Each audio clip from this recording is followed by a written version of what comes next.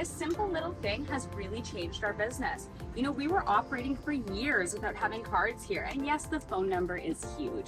However, you want to remove every step and every barrier, basically limit the amount of steps a person needs to do to get in contact with you.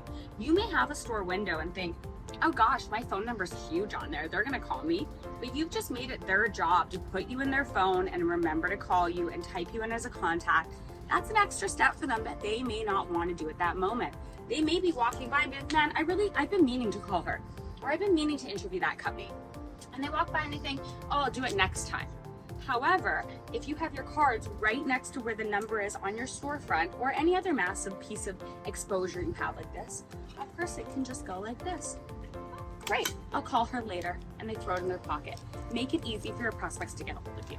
This has been Ashley from Agent Renovation, and if you love our content and you'd like to see some more of it, hit the like button, the subscribe button, and leave me a comment. What else have you been wondering about what to do in your agent game? I'm here to hold your hand and make it easy for you. See you guys soon. Bye.